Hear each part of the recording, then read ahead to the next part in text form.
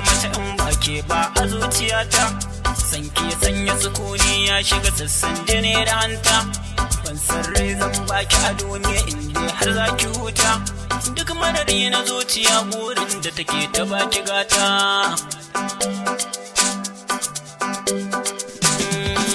So na gaskiya zan yi maki in na yi fushi ki san shauki.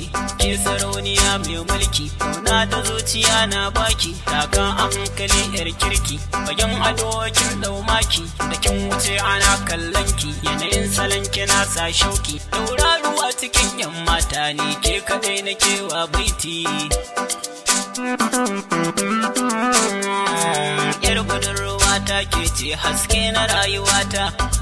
Wanda ke da wazan zauna har ma na samu gata. Zuciya da ke ta saba ki kula na sahibata. Na zan wata ki zamto zara fitila ta zuciyata. Na ɗau shirin zama tare da ke ƙarshe na rayuwata. Ni kin san ina son ki, ina son ki, baby na ki ban mulki, ki ban mulki, sirri na ya zamna ki, ya zamna ki, burina na aure ki, akai ki daki, soyayya ki ban na baki, a cikin shauki.